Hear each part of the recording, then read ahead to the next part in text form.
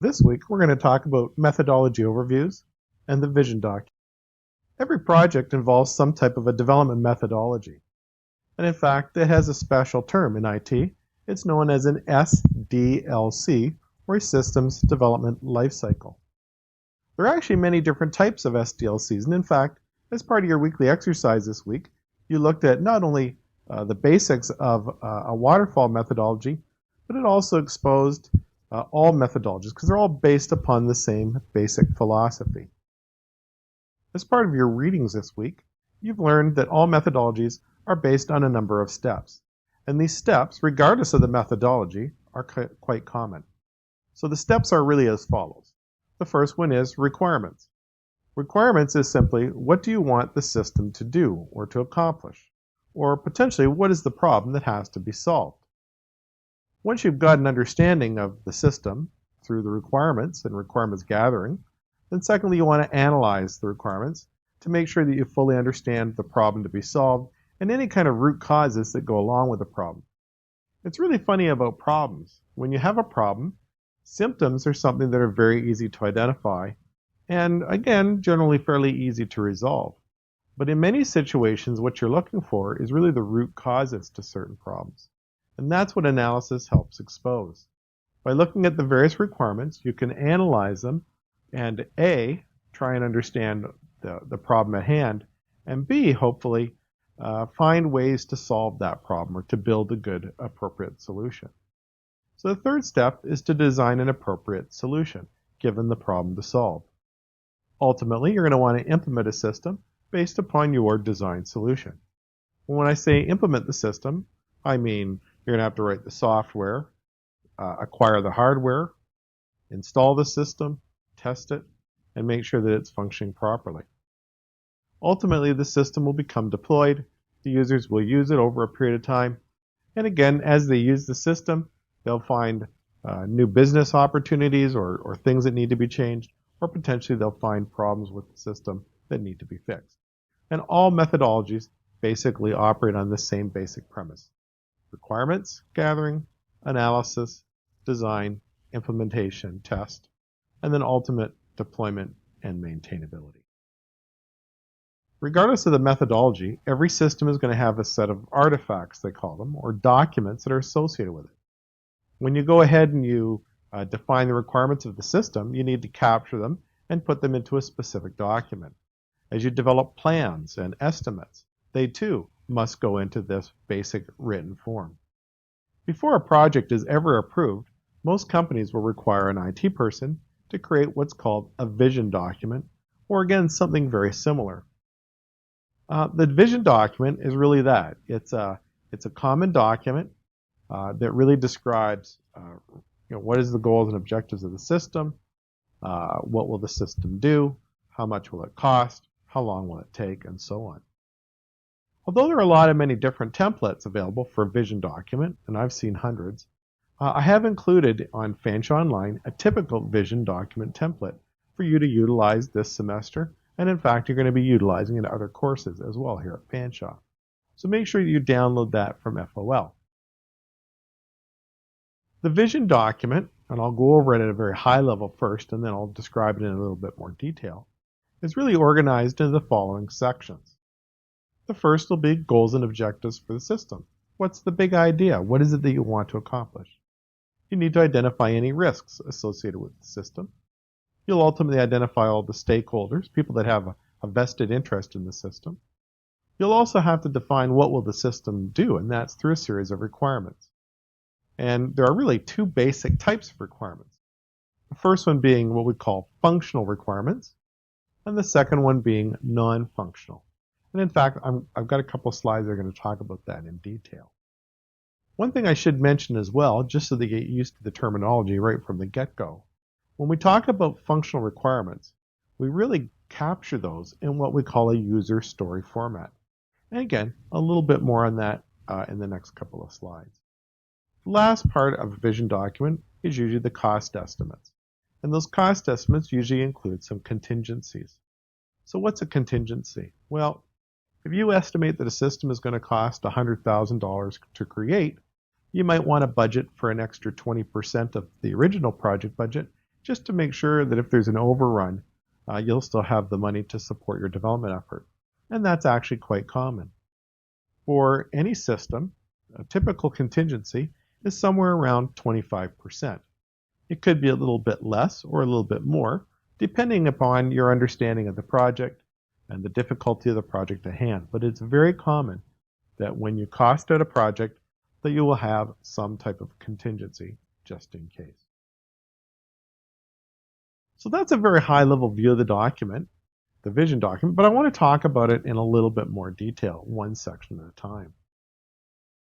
First off, I mentioned that you're going to have the goals and objectives of the vision document in there. So what will happen is you need to be able to specify what is the overall grand vision for the project. And you usually do that in somewhere between 3 and 5 statements, just in a single paragraph, to just basically describe the big idea. You have to be careful when describing it as well, because you need to do it so that anyone that reads the document, the vision document, or looks at the system, will understand exactly what this system is to do. For example, if you wanted to build the system for student registration for courses at a college, then that's what you'd describe, and you'd do that in 3 to 5 sentences at a very, very high level. To help them understand what the system will do, you also usually include a list of major features for the system. This would almost sound like a spec sheet if you were rating for a piece of software. So for example, if you looked at a product like Microsoft Office, you can go through and look at a spec list, a feature list, and see what the Office product will do for you. What are the major features? And so that's what we would include in a vision document as well.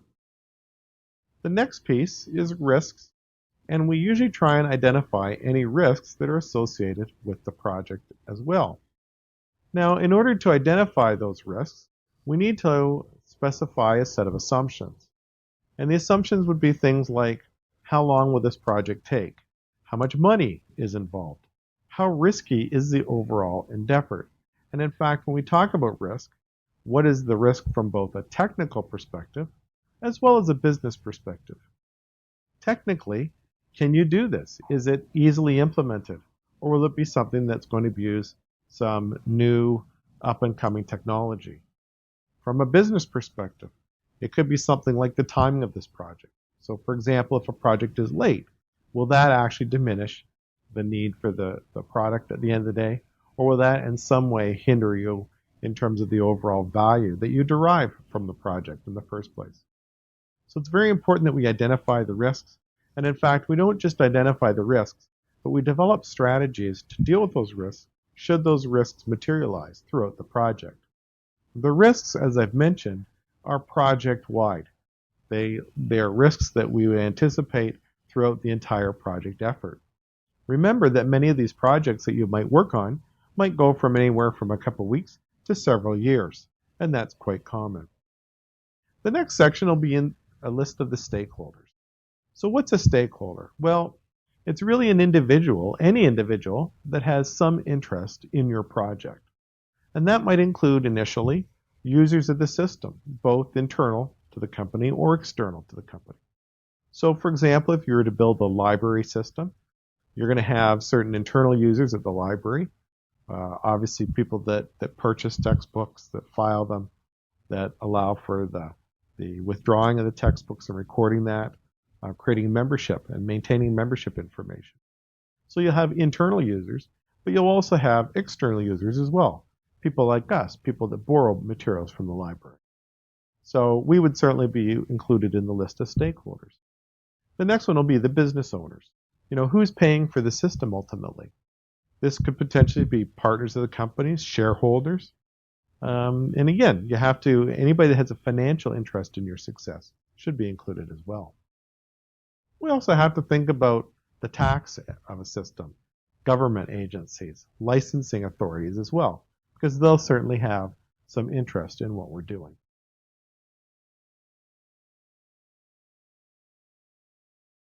The next section of the vision document deals with requirements. And as mentioned before, there are 2 basic types: functional requirements, or what will the system be capable of doing, and secondly, non-functional requirements, which are really a statement of fact about the system. But again, more on that a little bit later. Last part are cost estimates. We need to have a comprehensive estimate for the system. What will all the hardware cost to not only create the system, but to deploy it over the next couple of years? These cost estimates usually include both the development efforts as well as the first 1 to 3 years of operation. What will you need in terms of software? Will you be buying any software? Will you be building applications? And about the testing of the system as well. So there's a lot included in the software costs, both from a purchase and a development expectation as well. Physical implementation, the hardware, the software that have to be implemented and maintained. You'll also have to do training on the system. You have to train end users. In fact, anybody that uses the system will have to be trained. And then you'll have to maintain it. What will the cost for ongoing maintenance be? So the cost estimates are very important because obviously the decision makers, the people that are going to decide about this project, are going to need that information. And it's going to be critical that we be as exacting as possible. So when we talk about a vision document, and from here on in, I want to talk about a specific vision document in mind, or in fact, a sample application. I think it's easier sometimes when we talk about things like vision documents to really have some type of an application in our head so that when we can use that almost as a baseline for discussion.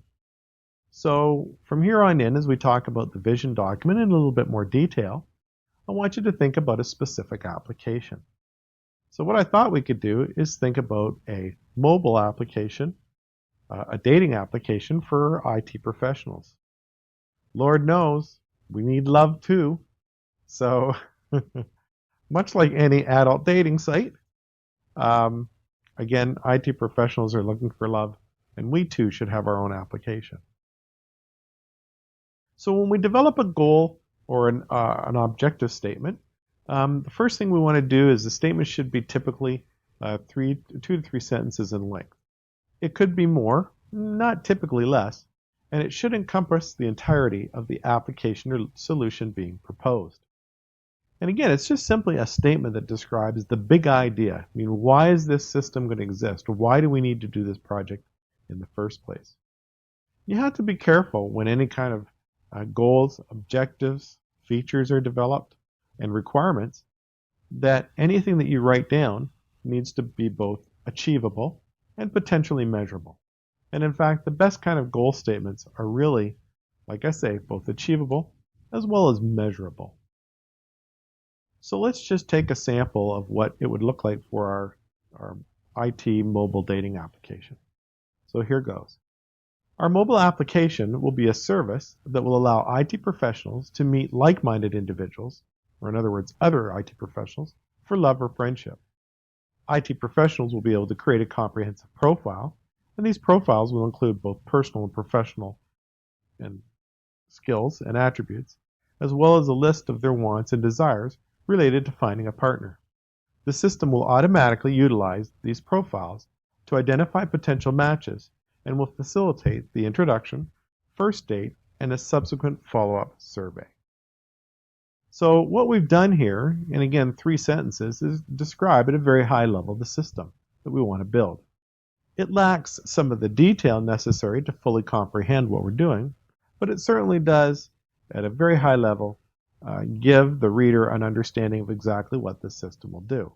And again, lacking some of the specificity that they're going to want. But that specificity would be outlined in other sections of this document. Once the goals and objectives of the system are determined, it is typical to write a short list of high-level features. This list can be a simple list of 3 or 4 features, or potentially up to 15 or 20, depending on, again, the breadth and sophistication of the application. So here's a couple of examples that you might include in your feature list. Number 1, the system uses a sophisticated algorithm to match the technical skills of prospective candidates to ensure the best fit from a technical perspective. Again, remembering that we've got a dating system for IT professionals, let's face it, you would never pair a developer with a network person. No way, it just wouldn't happen. They're just incompatible. So you get the gist, I think. Number 2, the application will automatically create and send system-generated text messages between potential matches. Let's face it, most IT professionals don't like to type, don't like to communicate in general, so with little work on behalf of our members, this feature will automatically make sure that our members appear interested both before and after the date with very little effort. Wouldn't you want to use a system like that? I think we all do. Anyways, let's move on. Although this isn't a comprehensive list of features, it's very common that this would be a good start and that you'd probably add, again, enough to sufficiently describe the system so that the people reading the document understand what you want to ultimately create. The next section of the vision document deals with requirements. And as mentioned before, there are two basic types: functional requirements, or what will the system be capable of doing, and secondly, non-functional requirements, which are really a statement of fact about the system. But again, more on that a little bit later. Last part are cost estimates. We need to have a comprehensive estimate for the system. What will all the hardware cost to not only create the system, but to deploy it over the next couple of years? These cost estimates usually include both the development efforts as well as the first 1 to 3 years of operation. What will you need in terms of software? Will you be buying any software? Will you be building applications? And about the testing of the system as well. So there's a lot included in the software costs, both from a purchase and a development expectation as well. Physical implementation, the hardware, the software that have to be implemented and maintained. You'll also have to do training on the system. You have to train end users. In fact, anybody that uses the system will have to be trained. And then you'll have to maintain it. What will the cost for ongoing maintenance be? So the cost estimates are very important because obviously the decision makers, the people that are going to decide about this project, are going to need that information. And it's going to be critical that we be as exacting as possible. So let's go ahead and write our user story. As a member of the dating service, so that'll be the role of a specific individual, I want to create a personal profile, including my photo. So in other words, the personal profile would be a description of the individual, their name, their address, their height, their weight, their likes and dislikes. And the reason they're doing it is so that other members can evaluate whether they're going to be a suitable match as part of our matching process. The static portions of the user story are highlighted in red. And again, every user story is going to have those same basic red parts to it. And that's only one requirement. So it's a specific functional requirement of the system. And you can understand from this requirement what the implications are when building the application. You're going to take this user story and it'll clearly become part of the system. There are going to be many user stories. And in fact, most systems will have at least 30 or 40 user stories and potentially several hundreds or thousands I've seen on some systems. And this is just one that the system needs to be able to do. If you notice as well in the role when I said as a member of the dating service, remember there might be lots of different people that interact with the system. There's going to be members of the dating service. There are going to be users that look at a profile that aren't going to be members, etc. So there's going to be a lot of different individuals, and that'll be captured in the role. For a specific requirement, they're going to want to be able to do something, and that's what we've got after the I want to. So as a member of the dating service, I want to do something specific.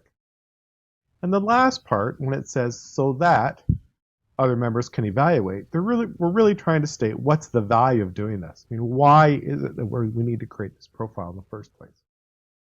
So I know it's a little unfamiliar to you, and it's going to be a little bit difficult at first to start writing your own, but I think you'll catch on after we've written many of them. You remember, please, that the user stories are written from a functional business perspective. They don't describe anything specific about the technical aspects of a solution. They don't tell you that the system runs on iOS or Android. They don't tell you in terms of the operating system that's used at the back end of the system. They don't tell you whether they're using a database or not and what type of database it is. It's clearly written from a user's functional perspective. It's got nothing to do with the technology. So here's a couple of others.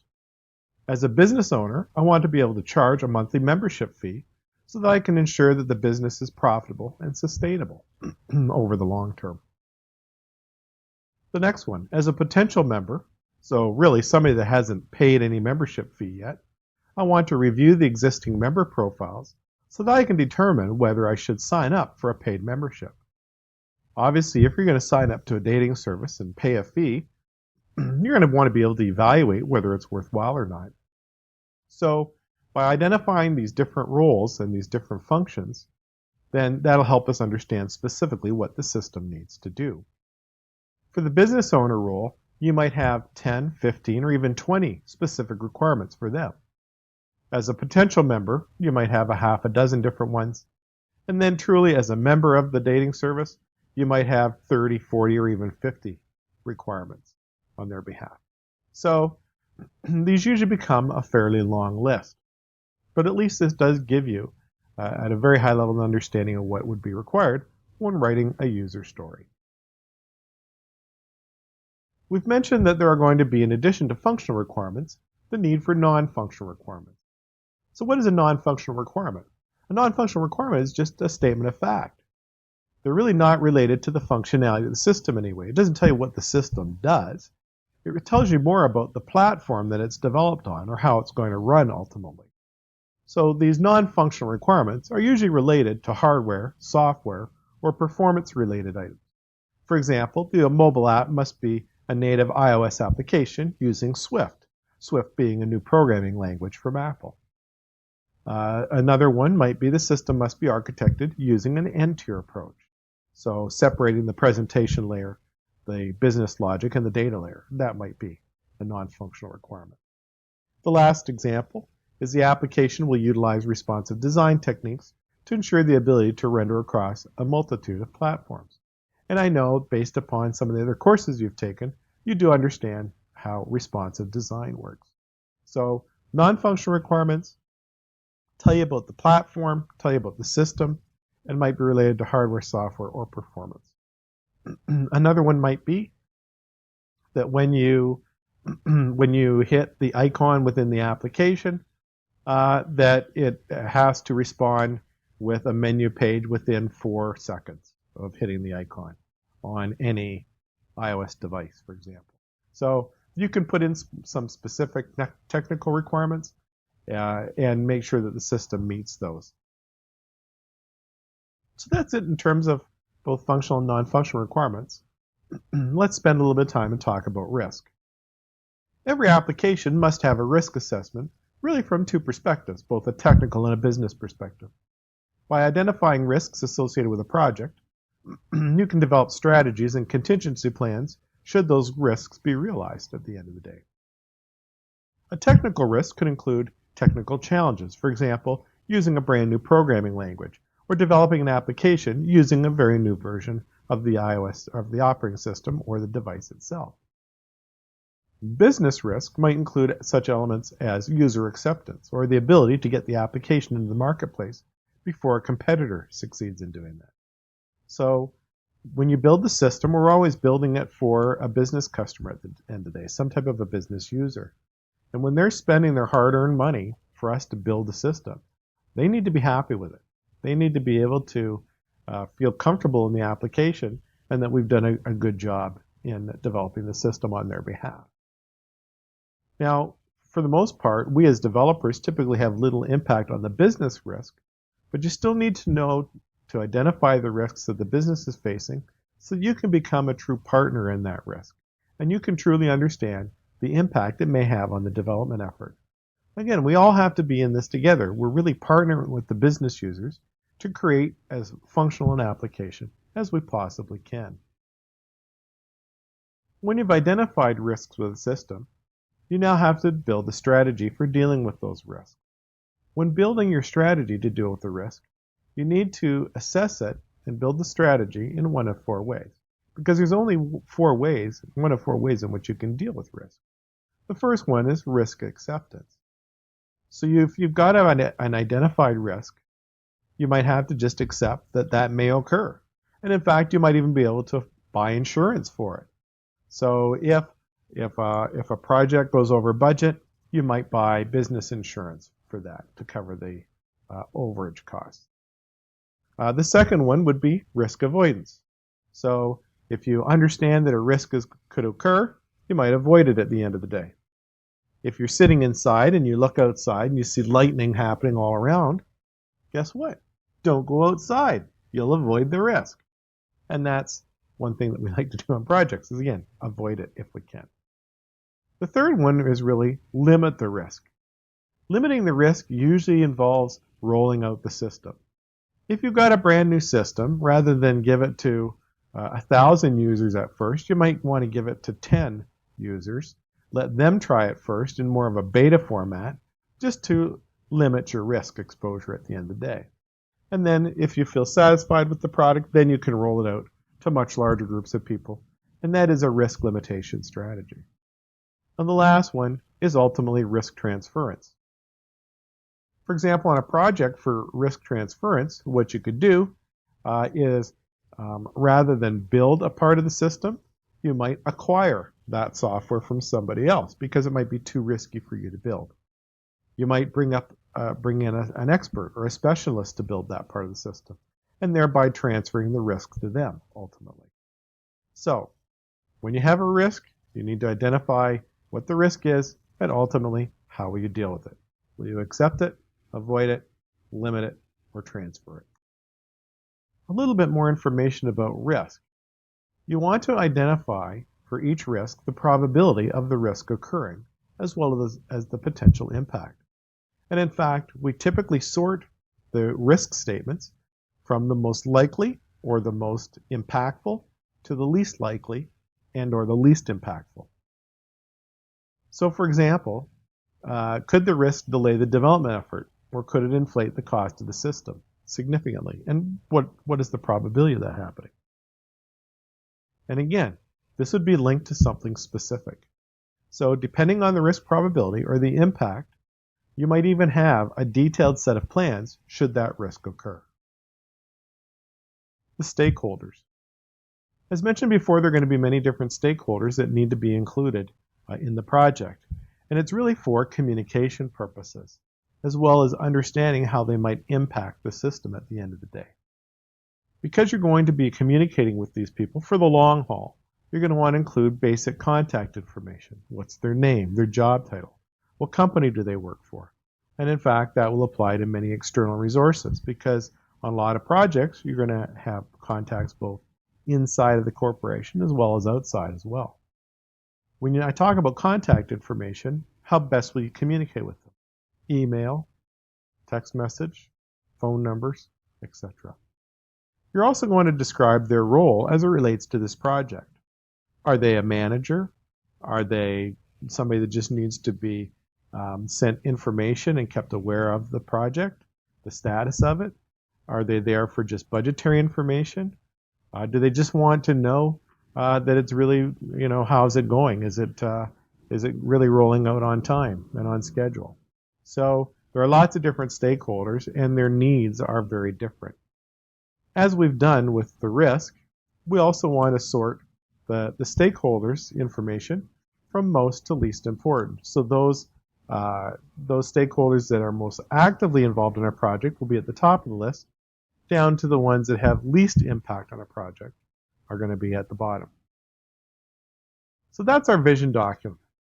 Now, the one part we haven't talked about is cost yet, and we really need to leave that for another day because it's a much broader discussion. But that'll at least get you started in understanding what we capture on each and every project. So vision documents are really created at the earliest point in the project, but they'll continue to evolve as the project moves forward. So for example, you might start a project by simply creating a vision document with just a goal and objective statement in it. You then might add the major features and the stakeholders. And then as you continue to work on the project or the next couple of days, you'd add in more and more detail. For example, the requirements in particular are going to evolve not only at the beginning of the project, but throughout the entire project. The vision document is really a living document. It's something you're going to create, care for, and up to date through the entire project effort, from inception through ultimately delivery. So that's it for this week. Make sure you've downloaded a copy of the vision document and feel very comfortable with the information that you need to provide. As we move further in the course, we'll provide additional information And in fact, you'll have the opportunity to create your own version of a vision document. So thanks again. Thanks again for participating. And if you have any questions or concerns, please post them to the discussion board. I sure hope you have a great day. Thank you.